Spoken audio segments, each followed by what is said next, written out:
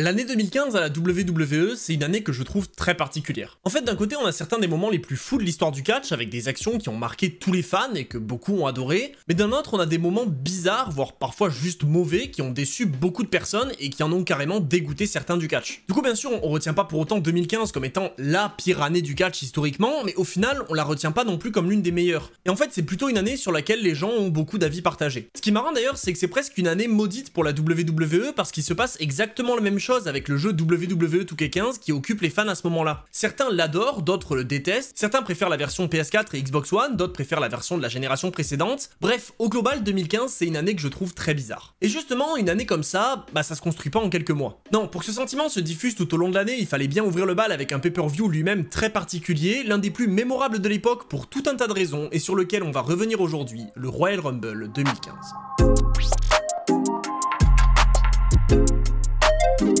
Alors, avant de passer au show, il va falloir parler de Roman Reigns à l'époque. Le point central de l'année 2015, pour moi, c'est vraiment lui. Et d'ailleurs, c'est en grande partie une décision qui le concerne qui fait du Royal Rumble 2015 un show si particulier. Parce que oui, à l'époque, le Shield, l'ancien clan de Roman Reigns, est séparé depuis environ 6 mois et la WWE a clairement pour projet de faire de lui la prochaine méga star de l'entreprise. Et pourtant, la WWE ne va pas tenter immédiatement de le mettre au sommet. Alors oui, elle va finir par le faire très vite, mais j'ai été assez surpris de revenir un petit peu sur l'année 2014 de Roman Reigns et de voir qu'en finale, il fait pas grand chose de mémorable. L'histoire est beaucoup plus centrée sur l'autorité et même par moments sur John Cena ou sur d'autres catcheurs.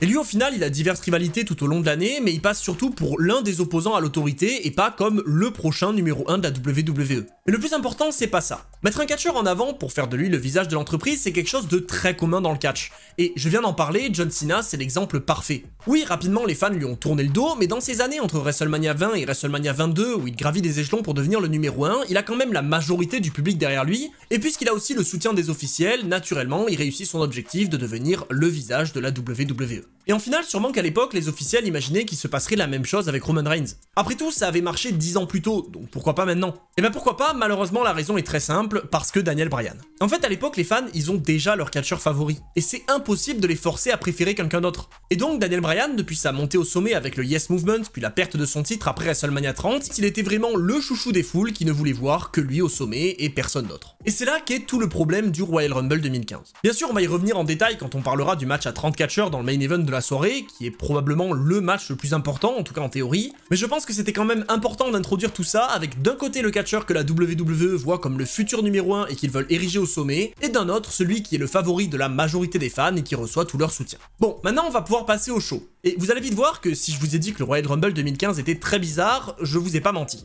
En fait, ce show, c'est globalement un show très moyen, voire même plutôt mauvais en fait, mais au milieu, il y a un ovni. Alors, vous vous en doutez, la soirée commence pas par cet ovni, puisque justement elle s'ouvre avec un match par équipe entre les New Age Outlaws et The Ascension. Et justement, ce match pour moi, c'est l'illustration des choix douteux de la WWE pendant l'année 2015. Peut-être que certains ne connaissent pas The Ascension, et je pense qu'ils feront l'objet d'une vidéo dans le futur, mais pour moi et pour beaucoup de fans à l'époque, c'était le futur de la division par équipe.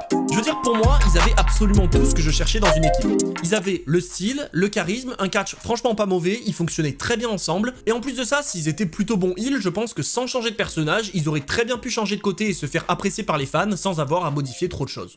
Donc honnêtement, pour moi, à ce moment-là, c'était une équipe ultra prometteuse. Et pourtant, vous allez voir que comme énormément de catcheurs qui ont été ramenés de NXT vers le roster principal à l'époque, c'est-à-dire qui ont été sortis de la branche de formation pour être amenés sur les plus grandes scènes, ils ont échoué. Et des exemples, il y en a plein d'autres, Rusev, Neville, Bray Wyatt, Bo Dallas et Sami Zayn, on dira ce qu'on veut, certains se sont bien mieux rattrapés plus tard dans leur carrière grâce à un booking un peu meilleur, mais à l'époque, c'est des noms qui viennent de NXT et dont on attendait de grandes choses, mais qui ont rapidement échoué pour tomber dans des histoires peu intéressantes ou décevantes. Et en soi, c'est un truc que j'ai toujours dit, il faut pas que les fans comptent sur le fait que tel ou tel catcheur était connu sur les scènes indépendantes pour réussir à la WWE. Pour moi, c'est plutôt à l'entreprise de mettre cette personne en avant et de faire comprendre aux fans sans connaître son passé pourquoi est-ce qu'on est censé s'investir dans ce personnage. Et justement, pour moi, c'est ce qui a pas été fait à l'époque avec la plupart de ces mecs-là. Et The Ascension, pour moi, c'est encore pire que tous les noms que j'ai cités là. Parce qu'au moment du Royal Rumble, ça fait qu'un mois qu'ils sont arrivés à Raw, donc ça va, ils sont encore relativement bien utilisés, et d'ailleurs ils battent les New Age Outlaws de manière plutôt facile. Mais moins de 6 mois après, c'était quasiment déjà fini pour eux. Mais attention, parce que oui, ils gagnent plutôt facilement ce soir comme je l'ai dit, et on va pas s'attarder sur le match. Mais on pouvait déjà voir qu'ils étaient pas lancés de la meilleure des manières dès le Royal Rumble. Parce que honnêtement, ce match pour ouvrir la soirée, c'est clairement pas le meilleur choix pour moi. L'affrontement est plutôt lent, il n'y a aucun moment particulièrement impactant qui établit The Ascension comme une équipe puissante et justement pour laquelle on a envie de s'investir. Le match est suffisamment court pour qu'on comprenne quand même un petit peu ce qu'ils essayent de faire, ils essayent que la nouvelle génération batte l'ancienne un peu facilement, mais paradoxalement le match est aussi trop long pour qu'ils puissent réellement mettre les vainqueurs en avant comme des catcheurs dangereux. Et franchement avec ça le show commence pas de la meilleure des manières pour moi et vous allez voir que ça va pas aller en s'arrangeant jusqu'au match de championnat. Parce que oui, je vais pas m'attarder tant que ça sur le reste du show parce que pour moi le Royal Rumble 2015 c'est surtout deux matchs majeurs. Le match pour le titre de la WWE et le Royal Rumble en main event. Et donc là oui, j'ai fait une petite aparté sur The Ascension, ça c'est juste parce que c'est une équipe que j'aimais bien et que leur échec m'avait vraiment déçu à l'époque, mais au global tout ce qui se passe dans ce show, c'est un peu triste à dire mais ça aurait totalement pu se passer dans un épisode de Raw. Alors oui, je suis quand même très mauvaise langue parce que pour être honnête, le deuxième match de la soirée qui oppose les Usos à l'équipe du Miz et Damien Mizdow, il est clairement pas horrible et j'ai passé un très bon moment. Et même pour moi, ce match il est tellement meilleur que le match d'ouverture qu'il aurait clairement dû ouvrir la soirée. Mais le truc c'est qu'encore une fois, il a rien de spécial. Je veux dire, personne vous sortira ce match quand vous leur parlez du Royal Rumble 2015, du moins je pense pas. Il est là sur la carte, c'est une défense de titre très classique entre les Usos qui sont champions et qui ont pas mal de soutien à l'époque, et l'équipe comique du Miz et Damien Mizdow qui fait beaucoup rire les fans. Donc oui, le public est quand même investi, en tout cas beaucoup plus que dans le match d'ouverture, mais à part ça, ça reste un match très classique. Après, encore une fois, je dis vraiment pas que c'est mauvais, clairement, loin de là, et je pense d'ailleurs que ce match, s'il avait été mis sur la carte de n'importe quel autre pay-per-view de bien meilleure qualité, je pense que j'aurais regardé ça d'un bien meilleur œil. Mais là, au final, il se retrouve sur un pay-per-view qui déjà est assez léger en termes de nombre de matchs, à cause du main event entre autres, et qui en plus en termes de qualité est franchement pas génial, donc du coup, ce match, il est suffisamment bon pour qu'on passe un moment correct, mais il est pas suffisamment incroyable pour qu'on se dise, ok, c'est le match de la soirée dont on va se rappeler dans les prochaines années. Bon voilà, vous l'aurez compris, on a eu un premier match d'ouverture qui était pas incroyable, un deuxième match qui était bien meilleur et qui aurait encore une fois dû ouvrir le show, et on a maintenant un troisième match qui est juste globalement n'importe quoi. Bon là le pire c'est que ça rentre même pas dans la catégorie du match qui aurait pu être à Raw, parce qu'en fait c'est trop long pour être juste ça. Et c'est pas tout parce qu'en plus c'est pas bien du tout et ça fait avancer rien d'important. À cette époque-là, on est en 2015, et même si avec l'arrivée de certaines catcheuses de NXT plus tard dans l'année, on sent qu'il y a quand même une volonté de mettre un peu plus en avant la division féminine, au mois de janvier, on en est encore très loin.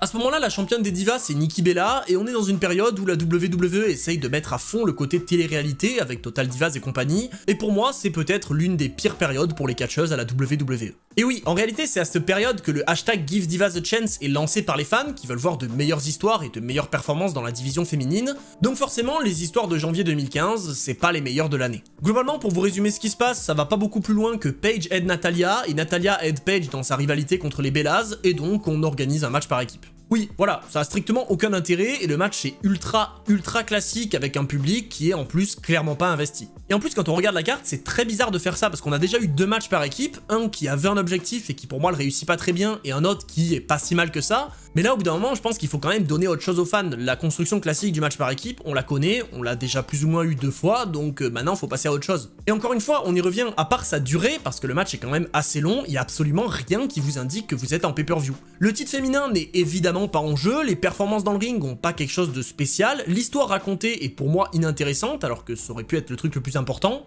et ce match n'a strictement rien à faire sur la carte du Royal Rumble. Avec tout ça, le match finit en plus de manière décevante avec juste Brie Bella qui s'en prend à Paige pour l'empêcher de faire le changement et Nikki qui remporte le match avec un simple coup d'avant-bras pour offrir une fin pas terrible à un match qui était déjà pas important du tout. Et pour être honnête, arrivé à ce moment-là, tout indiquait que le Royal Rumble 2015 serait une véritable catastrophe. Et franchement, c'est fou de se dire ça, parce que ok, le roster est pas exceptionnel à l'époque, il y a encore beaucoup d'absents, il y a des blessés, il y a des mecs qui sont plus au sommet ou pas encore au sommet, mais on est quand même sur la route de WrestleMania 31, et avec les potentiels matchs qu'ils pouvaient construire à l'époque, ça reste ultra décevant de voir que jusqu'à présent, le Royal Rumble n'accomplit strictement rien. Alors certes, le match le plus important de la soirée n'a pas encore eu lieu, et il peut encore sauver les meubles, mais en réalité, à l'époque, même si beaucoup de fans s'y opposent, ils se doutent tous que c'est certainement Roman Reigns qui va remporter le match. Du coup, il reste à ce moment-là que deux matchs, dont un avec un résultat qui est relativement prévisible, et la seule affiche qui peut sauver ce show, c'est le triple menace pour le titre de la WWE entre Brock Lesnar, John Cena et Seth Rollins.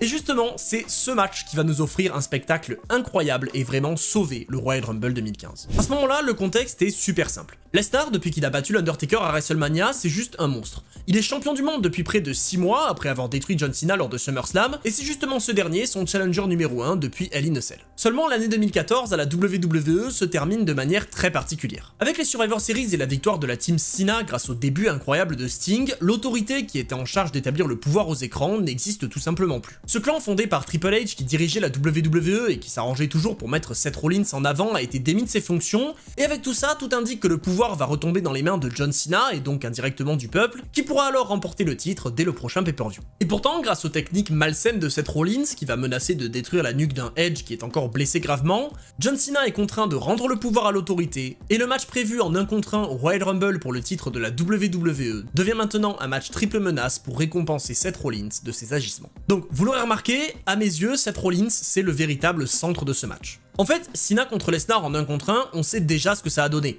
Et même si là, ils auraient peut-être construit ça d'une manière un peu différente, c'est quand même pas l'affiche qui fait le plus rêver. Alors que si on ajoute Seth Rollins dans l'histoire, pour moi ça change absolument tout. Déjà, avec ses capacités dans le ring, il peut apporter énormément et rendre le match bien meilleur, mais le plus important c'est qu'à l'époque, il est détenteur de la mallette Money in the Bank. Et cette mallette, vous le savez sûrement, elle est super importante. À tout moment, Seth Rollins peut décider d'utiliser le contrat qui est détenu à l'intérieur pour obtenir comme ça un match pour le titre de champion du monde. Donc, comme il dit lui-même dans des promos à l'approche du show, il est quasiment garanti de repartir avec le titre ce soir. Soit il réussit l'exploit de battre John Cena et Brock Lesnar dans le match à 3, auquel cas on se retrouve avec un Seth Rollins tout puissant qui détient et la mallette et le titre de champion, soit il perd le match et il profite juste que le champion soit épuisé après sa victoire pour utiliser le contrat, et cette fois-ci se garantir une victoire beaucoup plus simple. Et donc tout ça, ça donne à ce match une aura extrêmement particulière qui va justement lui permettre d'être le match de la soirée. Bon, si vous l'avez jamais vu, prenez le temps de le faire. C'est un match à absolument voir pour comprendre la particularité de ce show. Et je pourrais vous dire ce que je veux, je pourrais montrer des images, des vidéos, vous témoigner de ce qui se passe dans le match, je pourrais jamais retranscrire assez bien ce qui se passe pour que vous compreniez à quel point c'est une folie. D'entrée de jeu, Rollins profite de la stipulation en fuyant le ring et en revenant avec ses associés qui se font pulvériser sous l'ovation des fans. Cena veut enchaîner avec son attitude adjustment mais il se fait huer copieusement. Rollins est finalement envoyé de force dans le ring par le champion et Lesnar finit par dominer très facilement ses deux rivaux en 2 contre 1 avec des suplexes et tout ça se passe dans les 3 premières minutes du match. Et en fait, ce qui est fou, c'est qu'on sent très vite à quel point tout le monde n'attendait que ce match. L'investissement de la foule est absolument dingue, ça chante Easy Dub, ça hue John Cena dès qu'il a des moments super-héros, ça ovationne Seth Rollins quand il revient dans le match, et globalement, les fans sont en feu devant un match avec un rythme absolument effréné. Parce que oui, ce match c'est ça, c'est sans arrêt des allées et venues entre les catcheurs. Rollins et John Cena vont s'associer quelques instants contre Lesnar, qui est clairement l'homme fort du match. Ils ont leur petit 1 contre 1 dans le ring jusqu'au retour du champion. Rollins, pré-blessure au genou, il est à son prime, il vole dans tous les sens en plus de se faire capter par Lesnar pour un F5 de fou furieux. Et le champion passe pour une bête imbattable avec John Cena qui est contraint de lui envoyer 3 attitude adjustments pour le maintenir au sol. Les tombées sont brisées dans tous les sens avec Seth Rollins et Cena qui passent très proches de la victoire chacun leur tour. Lesnar est envoyé à travers la barricade mais après tout ce qu'il a subi, il réussit encore à se relever, ce qui est absolument fou mais qui est ultra cohérent avec son personnage de l'époque. Et avec tout ça, croyez-le ou non, bah c'est que le début. Parce que oui, ce match c'est juste une folie, et c'est pas fini parce que John Cena place la bête sur la table à l'extérieur pour permettre à Rollins d'envoyer une monumentale descente du coude sur le champion,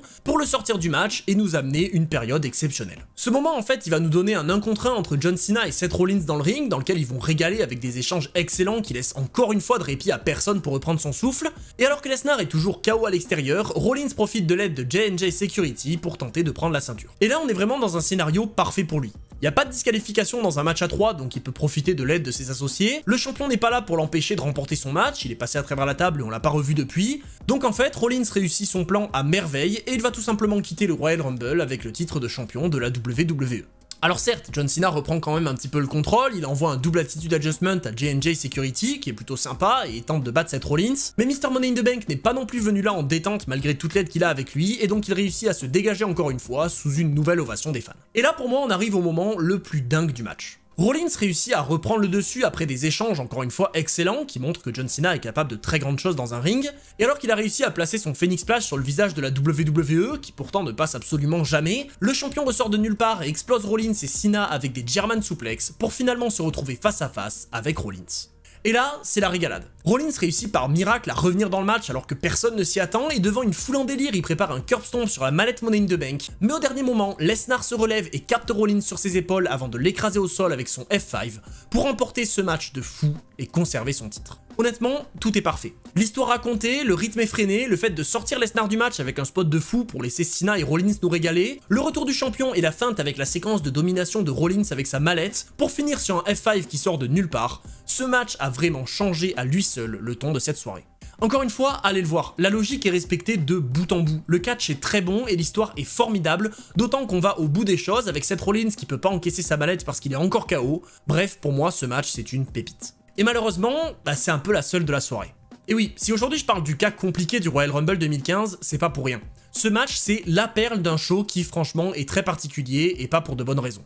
À ce moment-là, le mec qui est vu comme le futur, c'est Roman Reigns. Pourtant, malheureusement, c'est pas lui le favori des fans. Et en plus, le fait de savoir qu'il est un grand projet pour les officiels et qu'il risque de remporter ce match en plus de gagner le titre à WrestleMania, bah malheureusement, ça plaît pas à grand monde. Et donc, c'est tout ça qui va donner à ce match une saveur ultra particulière. Et pourtant, vous allez le voir, pour moi, cette histoire avec Roman Reigns, c'est loin d'être le plus gros problème de ce Royal Rumble. Bon, déjà, les deux premiers participants du match, c'est le Miz et R-Truth. Alors, j'ai rien contre eux, ils sont très cool et on aurait pu raconter quelque chose, mais là, clairement pas. On est des années après Awesome Truth, le Miz est dans sa gimmick de star d'Hollywood avec Damien Mizdo, qui a largement plus d'importance que lui, et R-Truth, bah à l'époque, c'est R-Truth. Ah oui, malheureusement, à l'époque, il fait pas grand chose, donc malheureusement, dès le début, les fans sont pas hyper convaincus, et eux qui étaient très bruyants pour le match précédent sont soudainement beaucoup plus calmes. Bon, après, je vous rassure, tout ça c'est pas pour rien, l'objectif c'est justement de décevoir un petit peu les fans pour obtenir une réaction encore plus grande à l'arrivée du numéro 3, puisque Bubba Ray Dudley fait son retour à la WWE en direct de Philadelphie, la ville de la ECW, dans une immense ovation. Franchement, pour dire aussi des trucs positifs, ce retour il est très cool. Il mène à un moment vraiment sympa avec le Miz et surtout avec R-Truth, avec qui Boba fait équipe pendant quelques temps, et en vrai ça va mener à une période plutôt sympa dans la division par équipe, puisque quelques mois plus tard, Devon fera son retour lui aussi pour nous offrir la réunion de l'équipe des Dudley Boys. Mais bon, en ce qui concerne le Royal Rumble, j'avoue que le retour de Bubba Ray il fait quand même du bien, ça réveille un petit peu les fans et ça donne une meilleure ambiance dans le match.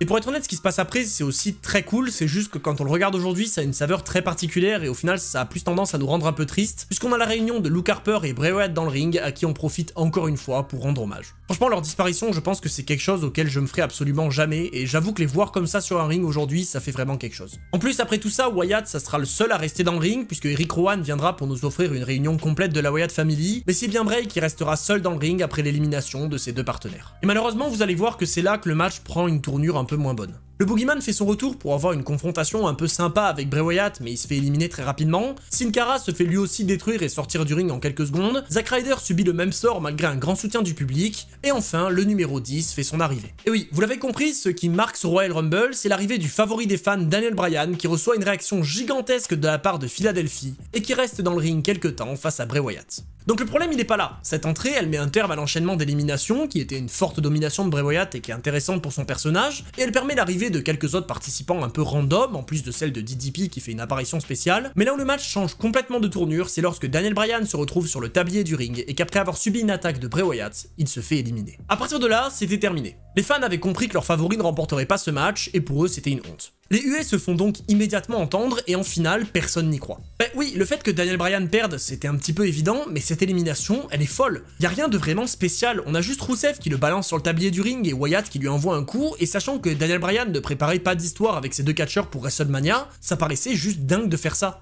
Et donc à partir de là, c'était parti. Chaque participant se fait huer, le public ignore tout ce qui est proposé et chante en boucle le nom de Daniel Bryan, le spot de sauvetage de Kofi Kingston n'est même pas apprécié tant que ça par la foule, et rapidement, un brouhaha constant se fait entendre dans la salle. Certains fans huent, d'autres chantent Daniel Bryan, d'autres sont simplement tristes et silencieux, bref, le Royal Rumble a été gâché pour beaucoup de fans présents sur place. Mais là où le gros problème de la WWE se présente dans ce match, c'est avec l'arrivée du numéro 19. À cette position, c'est Roman Reigns qui fait son entrée, et si déjà les fans ne l'appréciaient pas, le fait qu'il arrive après l'élimination de Bryan, bah je pense que c'était encore pire. Et pourtant, je le répète, la WWE à l'époque veut absolument que Reigns soit apprécié, donc ça colle pas du tout avec ce qu'ils avaient prévu. Pourtant, Roman Reigns débarque quand même par la foule et il déroule sur ses adversaires sous les huées des fans que la WWE tente tant bien que mal de masquer. Les entrées s'enchaînent après ça avec une petite ovation pour Damien Mizdo quand même, qui était plutôt apprécié, mais au global, les fans ne veulent juste plus voir ce match. Et dans un sens, on peut un petit peu les comprendre, parce que vous allez voir que, ok, on peut dire ce qu'on veut sur Reigns et Bryan, on peut en aimer un et pas aimer l'autre, ou aimer les deux, peu importe. Pour moi, la WWE n'a pas géré cette situation de la meilleure des manières. Les catcheurs random auxquels on s'attendait continuent à rejoindre le ring, avec l'arrivée importante de Kane en représentant de l'autorité en numéro 24, et surtout l'arrivée du très attendu numéro 25, Dean Ambrose. En fait, on l'a vu avec Seth Rollins, les membres du Shield, ils ont chacun pris des chemins différents après la séparation du clan, et si Dean Ambrose c'était pas le centre de l'attention ni l'immense favori des fans, il est vu ce soir comme un potentiel sauveur. C'est un catcheur solo qui est parfaitement établi, qui a une histoire à raconter avec Roman Reigns, il est soutenu par le public et il est très bien dans son rôle, donc peut-être qu'avec suffisamment de soutien, il peut aller chercher la victoire et annuler le projet Roman Reigns. Le ring continue alors de se remplir avec le reste du roster, et notamment avec l'arrivée du Big Show en numéro 29, et vient finalement l'heure d'accueillir le numéro 30. Alors, juste avant que je vous montre qui est le numéro 30, sachez qu'à ce moment-là, beaucoup de gens attendent que ce soit Daniel Bryan.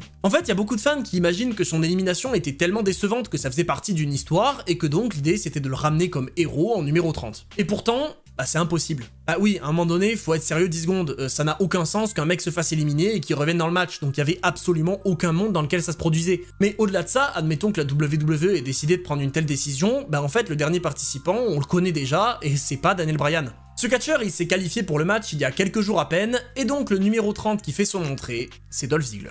Alors, j'adore Dolph Ziggler, et en plus à ce moment-là, il sort d'une grosse performance à Survivor Series, mais pour moi, cette place est absolument horrible pour lui. Et son arrivée, elle va aussi me permettre de faire un petit bilan. Ce Royal Rumble, il est vraiment pour moi très mal géré. En fait, au début, ça se passe plutôt bien. L'idée d'avoir Bray Wyatt qui débarque et qui a un grand moment de domination, le retour de Bubba Ray Dudley, c'est plutôt sympa, mais au final, à partir de l'arrivée de Daniel Bryan, bah, il se passe plus grand chose. On a certes quelques surprises avec DDP, mais au global, les noms qui sont dans le ring sont hyper classiques, et si en soi, c'est pas le problème, parce que j'ai toujours dit qu'un Royal Rumble, c'est pas que des surprises, bah dans le ring, c'est quand même pas bien. Et je parle pas en termes techniques ou en termes d'affrontement ou quoi, juste on a l'impression qu'il se passe pas grand chose, et au final on s'ennuie un petit peu. D'autant qu'au final les éliminations elles perdent en importance, puisque le Big Show et Kane font un grand ménage en travaillant en équipe, et l'arrivée de Ziggler, même si elle mène à quelques moments plutôt cool et qu'il reçoit pas mal de soutien, bah il est très vite calmé par les deux géants de l'autorité qu'il élimine pour ne laisser dans le ring que Bray Wyatt, Roman Reigns, Dean Ambrose, Kane et le Big Show.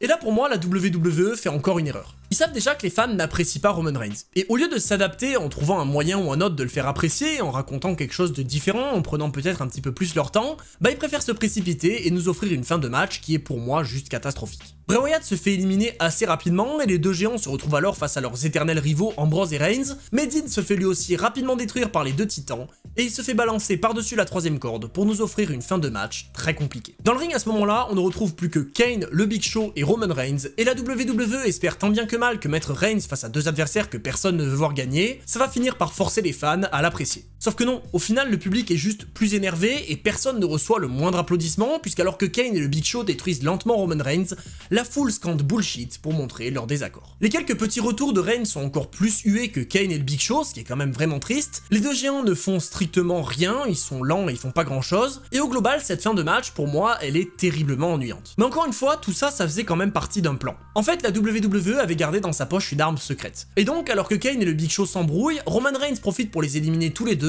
et à ce moment-là, il semble avoir gagné le match. Les fans se mettent alors à huer encore plus et la musique du vainqueur ne se déclenche même pas, ce qui est super bizarre, et ce qui va en plus pousser Kane et le Big Show à remonter dans le ring pour détruire le gagnant du Royal Rumble. Bon, on reviendra là-dessus après, mais pour moi rien ne va. Je veux dire, là, quand tu regardes ça à la télé, tu comprends absolument rien. Roman Reigns, il est censé avoir gagné, non? Donc pourquoi est-ce qu'on balance pas juste sa musique? Ou pourquoi est-ce que, je sais pas, il y a pas quelque chose qui se passe? Et bien en fait, non. Vous allez comprendre dans quelques instants, et c'est pas si compliqué que ça, tout le monde dans l'arène l'a déjà compris, mais en fait, Roman Reigns, il a pas tout à fait gagné. Mais avant d'en arriver là, il faut d'abord accueillir cette fameuse botte secrète que la WWE nous garde, puisqu'alors que les deux géants continuent à détruire Roman Reigns, son cousin The Rock débarque sous une immense ovation de l'arène pour lui venir en aide. The Rock entre sur le ring et il fait le ménage en détruisant le Big Show et Kane, mais ce que les fans sur place avaient bien compris, c'est que le Royal Rumble n'était pas fini. Et oui, Rusev il était bel et bien sorti du ring depuis un moment, mais il n'était pas passé par-dessus la troisième corde, et donc la brute bulgare fait son retour pour se confronter à Roman Reigns sous une immense ovation, mais malheureusement pour lui, il se fait très vite éliminer, et cette fois-ci, on obtient enfin une victoire claire de l'élu de la WWE.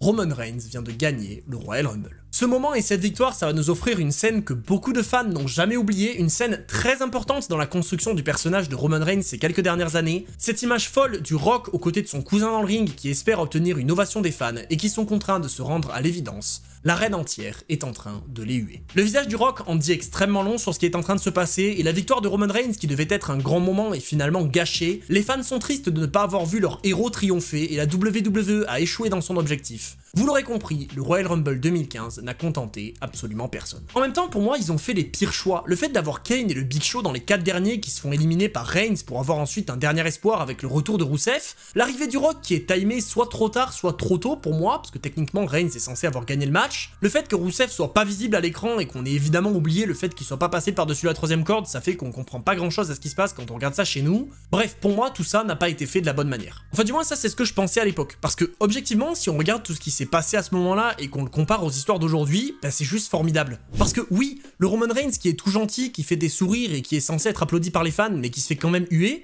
bah c'est lui qui est à l'origine de la transformation en chef tribal. Et justement, ce que je disais quand je disais que la WWE n'avait pas bien géré les choses, c'est justement l'inverse de ce qu'ils ont fait avec le chef tribal. Ils ont trouvé le moyen formidable d'ériger Roman Reigns comme le numéro 1. Et ok, la méthode qu'ils avaient utilisée à l'époque, c'était pas la meilleure, et ça a pas fonctionné, mais selon moi, sans cette période compliquée, on n'a pas aujourd'hui l'histoire incroyable qu'on peut avoir avec Roman Reigns et The Rock. Et donc c'est très paradoxal, mais tout ça fait du Royal Rumble 2015 un show encore plus bizarre qu'il ne l'était déjà à ce moment-là. En plus de tout ça, la WWE va raconter des trucs encore plus étranges après, parce qu'ils vont mêler Daniel Bryan à tout ça, et il va avoir un match contre Roman Reigns lors de Fastlane, qu'évidemment il va perdre, ce qui va donc permettre à Roman Reigns de se diriger enfin vers WrestleMania, malgré le lancement d'un hashtag pour annuler l'abonnement au WWE Network. Et lors de ce show exceptionnel, Roman Reigns ne réussira pas à atteindre son objectif de devenir champion du monde, puisque c'est Seth Rollins qui viendra choquer le monde en encaissant sa mallette Money in the Bank, pour quitter le show le plus important de l'année, avec la ceinture qui était jusqu'alors destinée à Roman Reigns.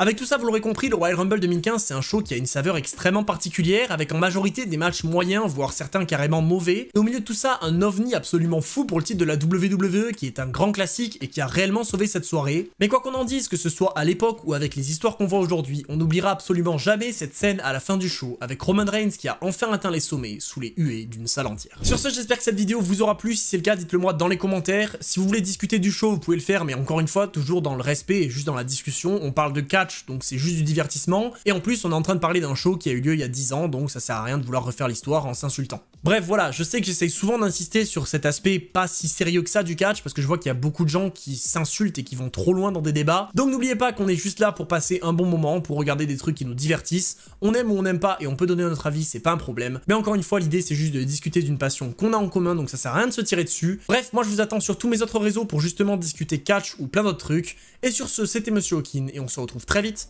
pour d'autres histoires.